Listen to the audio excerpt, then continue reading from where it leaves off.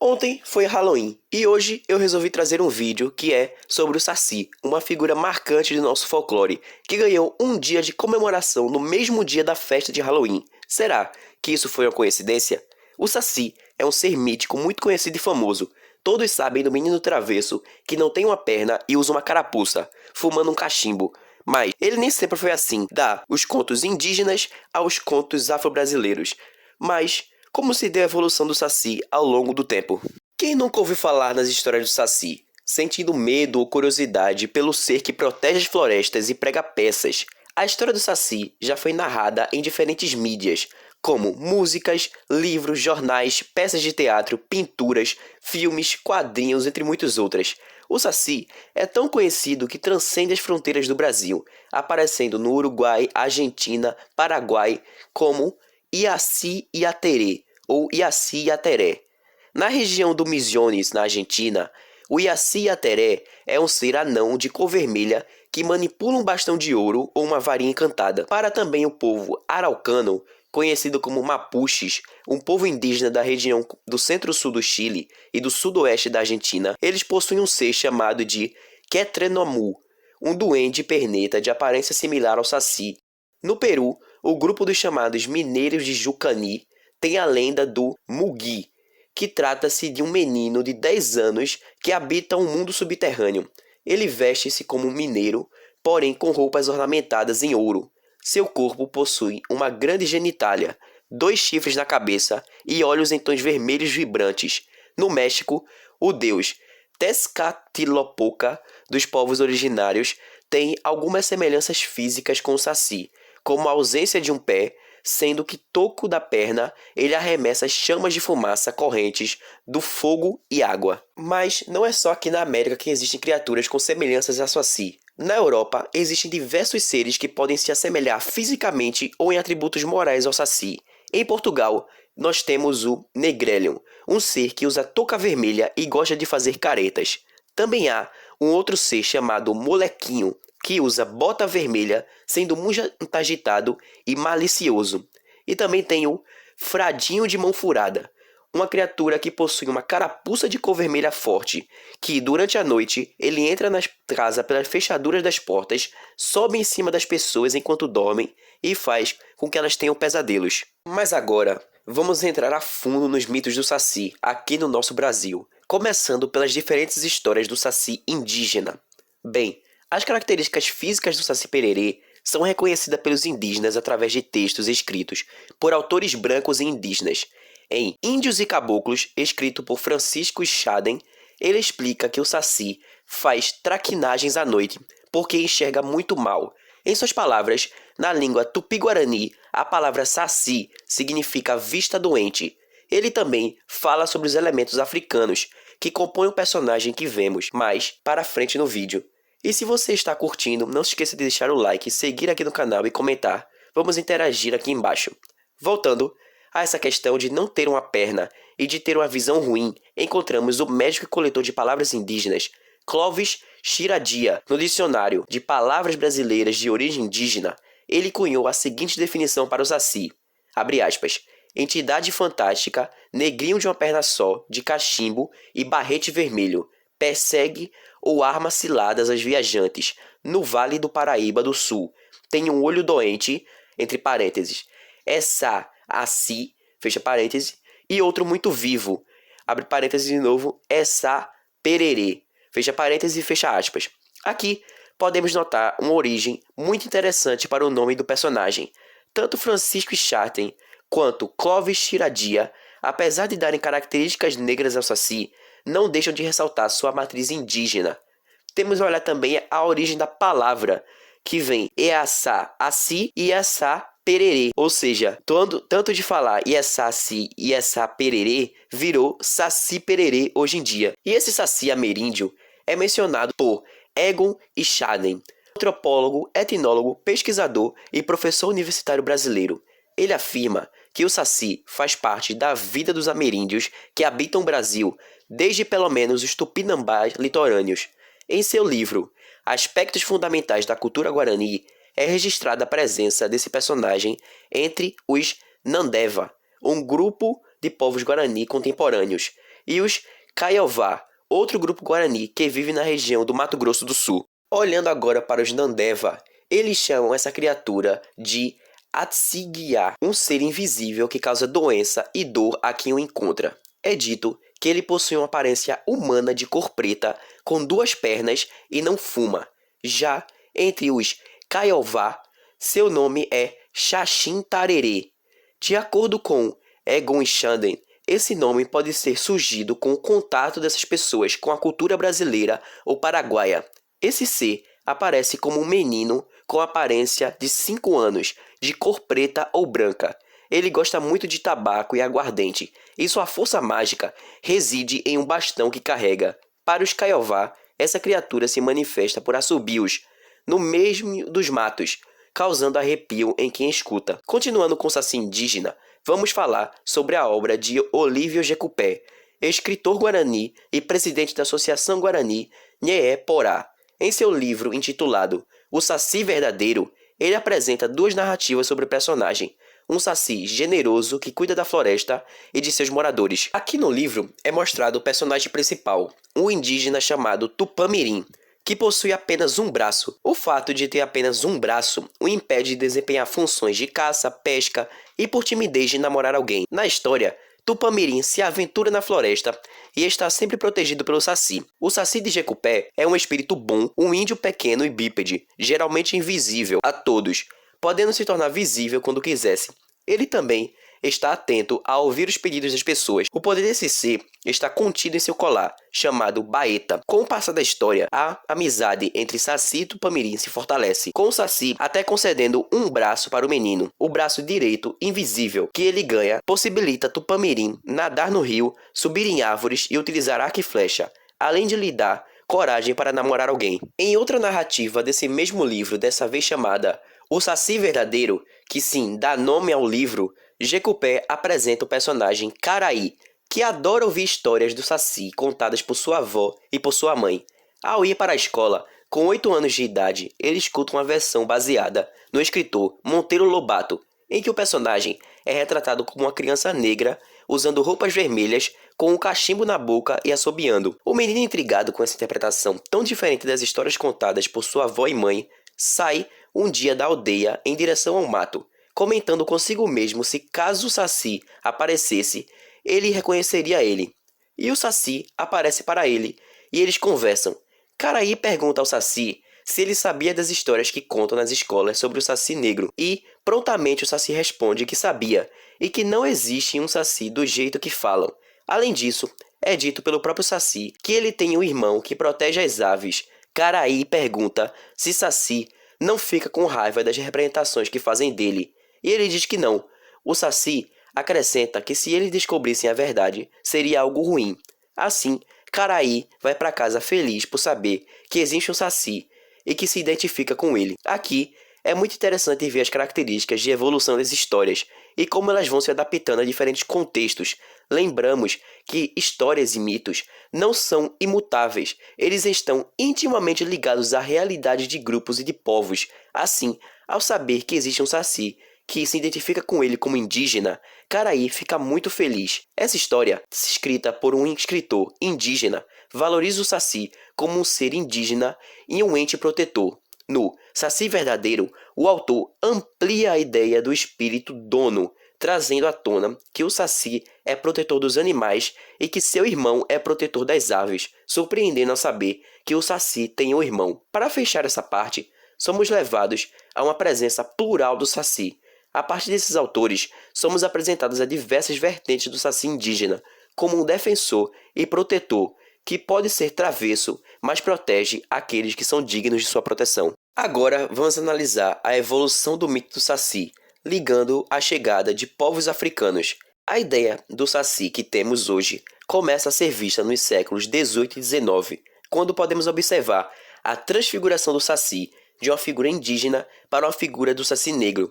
Esse processo de transformação ocorreu com o contato dos escravizados com os contos indígenas. É importante lembrar que nesse período os escravizados tiveram sua cultura e religiosidade reprimida, e transformação do Saci ocorreu em um contexto de intensa repressão europeia à cultura africana. Essa visão é muito bem evidenciada por Câmara Cascudo e Hélio de Seixas Guimarães. Os africanos, devido à repressão sofrida, incorporaram o Saci à sua figura, sob a influência dos orixás e entidades do panteão africano, como o Exu, que é reconhecido por sua astúcia e traquinagem. Câmara Cascudo, em sua obra Dicionário do Folclore Brasileiro, argumenta que foi nesse período que a figura do Saci ganhou suas características físicas, como a pele negra e o cachimbo. Na África, o cachimbo é um elemento tradicional associado à figura de poder e sabedoria, além de ser um símbolo de liderança tribal. Tal objeto reforça o aspecto misterioso presente no imaginário indígena, representando a liberdade e autonomia, mesmo em um contexto de opressão. É na opressão que o desejo de liberdade mais se manifesta no imaginário das pessoas. Além disso, a única perna do Saci também funde as ideias indígenas com as africanas. O Saci e sua única perna estão muito associados às origens dos contos dos tricksters. Câmara Cascudo aponta que essa relação com os brincalhões é algo muito presente nas mitologias africanas, onde seres criam confusão. Novamente, essa associação com Exu é relevante, pois muitos desses personagens possuem uma deformidade física ou características inusitadas que os tornam únicos e temidos. A única perna pode ser vista como uma ideia de fora do padrão, conferindo ao Saci uma característica ainda mais imprevisível. A história e lendas da perda da perna do Saci teve diversas versões ao longo dos anos. Para Câmara Cascudo, uma das versões mais populares é de que o Saci teria perdido sua perna como castigo divino por suas travessuras e traquinagens, reforçando a ideia de moralidade presente no mito, que cria comportamentos que violam até mesmo leis espirituais. Por outro lado, Arthur Ramos aponta uma versão em que o Saci perde a perna para proteger a natureza e os animais, aparecendo aqui como uma figura heróica que reforça seu vínculo com o ambiente natural, similar ao Saci indígena, que protege a fauna e a flora. Outra versão que merece destaque é a que o Saci como herói protetor, onde ele perde a perna lutando e defendendo a natureza. Nesse contexto, uma das narrativas mais marcantes é que o Saci perde sua perna enquanto luta capoeira, incorporando características afro-brasileiras ao Saci e solidificando-o como um herói. Essa evolução da figura do Saci reflete que apenas a resistência cultural dos povos africanos e indígenas, mas também a complexidade e a riqueza dos mitos que permeiam a formação da identidade brasileira. Mas também existe uma outra história que muitas pessoas não conhecem, que é a lenda do que aconteceu com a perna perdida. Existem nos mitos, e é uma história muito conhecida aqui no Nordeste, que de onde eu falo. É contado que a perna, chamada de perna cabeluda, já que é dito que ela é coberta de pelos, ganhou vida própria e vaga pelas ruas chutando e causando confusão. Para Gilberto Freire, enquanto o Saci simboliza a resistência à luta e proteção do meio natural ligado ao misticismo, a perna cabeluda reflete a ansiedade e tensões do ambiente urbano nordestino, sendo um símbolo mais contemporâneo do folclore. Em O Negro Brasileiro e o Folclore, Arthur Ramos diz que o Saci, antes de sua popularização em massa por Monteiro Lobato, tinha um caráter bem ambíguo. O Saci, ao mesmo tempo que era uma figura travessa que causava desordem e confusão por onde passava, também era vista e respeitada por seu conhecimento das matas e pela sua sabedoria, remontando a ideia do Saci indígena também já debatida. Para Ramos, o Saci, da comunidade negra, não era apenas um personagem, mas um símbolo de proteção e astúcia contra todos os abusos sofridos durante todo o processo de escravidão, incorporando uma resistência cultural de liberdade contra os senhores coloniais. Suas travessuras eram uma forma de protesto contra o sistema vigente. O Saci encarnava o conhecimento misterioso e mágico da natureza e de seus mistérios, habitando tanto o humano quanto o espiritual. Para Hélio Seixas Guimarães, a transformação do Saci em um símbolo nacional por Lobato pode ter simplificado a sua figura, mas não apagou as interpretações locais e regionais que mantinham o Saci como um personagem complexo. O Saci continua a ser uma figura de reverência e temor nas comunidades negras, ligadas à natureza e à herança dos antepassados. Para Arthur Ramos, um dos maiores antropólogos do século XX, e para outros folcloristas, o Saci negro representa a capacidade da cultura afro-brasileira de resistir e se adaptar de forma crítica às imposições coloniais. Agora, nessa parte do vídeo, nós vamos entrar nos aspectos que foi a popularização do personagem vinda de Monteiro Lobato. Mas, lembrando a você que se está curtindo o vídeo, deixa um like e segue aqui o canal. E segue a gente também nas outras redes sociais. Comenta e compartilha. Mas voltando, com Monteiro Lobato, começa na publicação do Inquérito sobre o Saci, uma pesquisa de opinião promovida por Monteiro Lobato no jornal Estadinho, entre 27 de janeiro e 6 de março de 1917. Lobato fazia parte de um grupo de intelectuais atuantes na esfera cultural do país, de ideologia extremamente nacionalista, cuja preocupação era estimular estudos sobre a realidade brasileira com o objetivo de construir uma identidade própria. Os interesses voltavam-se para questões de cunho local e para a identificação de manifestações culturais próprias. Isso aconteceu muito durante esse período. Por exemplo, durante a proclamação da República e a quebra dos laços coloniais com Portugal, os intelectuais e políticos estavam muito interessados em criar símbolos nacionais. Nisso, figuras como personagens do folclore foram alcançados e símbolos nacionais como o Tiradentes em 1890. Além disso, o caipira passou a ser o tipo preferido, tornando-se um personagem central nas obras de vários escritores. É importante salientar que nesse período é conhecido como pré-modernismo, que se consolidará em 1922 na Semana de Arte Moderna, mas precisamos entender que durante esse período o Brasil e os artistas estavam em busca da forma de uma identidade própria, afastando-se dos padrões europeus, e o folclore também teve destaque, principalmente pelas mãos de Lobato, que fez a figura do Saci Pererê chamar muita atenção. Isso inclui não só Lobato, mas também outros como Emílio Goeldi, ao escrever O Selvagem, no qual o Saci é descrito como uma lenda indígena com mesclas de superstições cristãs. Melo Maria Filho também trouxe o Saci em Festas e Tradições Populares do Brasil, Silvio Romero em Contos Populares do Brasil, e destaque aqui para Edmundo Krug, que descreveu o chamado, entre aspas, Saci, do jeito que está aparecendo escrito aí na tela, como está escrito em uma conferência na Sociedade Científica de São Paulo, em 1909, explica na Revista Sociedade Científica de São Paulo.